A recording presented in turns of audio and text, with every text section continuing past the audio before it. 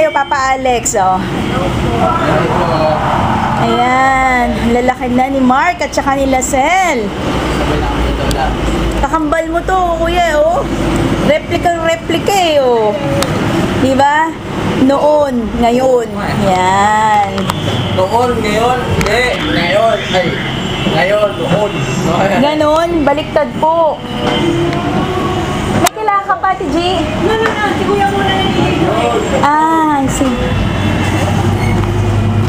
Ayan sila, oh, pinsan, no? Sila, Tipel? Nagsimba. Simba po sila. Nagsimba pa daw sila muna, tsaka dadaan kay Nanay Nene.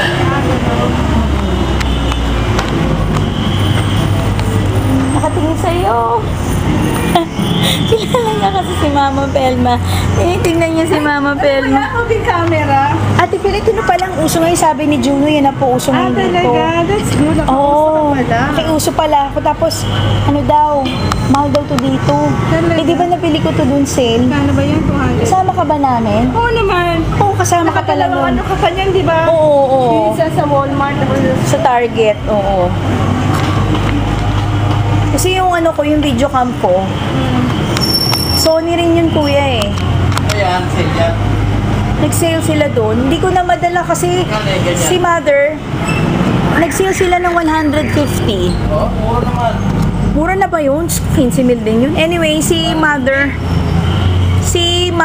yung nasa may Danville kami, naglalaro sila nila Kuya Mark. Na ano ba? Si Mother, ang dami kong dala sa kamay ko. Susan, kunin mo nga to. Nalito ako, nabitawan ko yung camera ko. Si Mother talaga, sayang. Ayun, nabasag. Ano daw, inintay na lang nila sa Ate Hazel, tapos pupunta na sila. Oo. Ready na raw sila. Ngayon pa lang, mamaya pa yung mga lunch time yun. Oo. Mamaya pa. Kailangan eh. Isa na lang parking natin. Kasi si Ate Chris hindi naman pupunta, di ba? Hindi mo siya invite. Huwag kang mag-alala, i-edit ko to. Hindi, ipopost natin sa Multiply. Joke.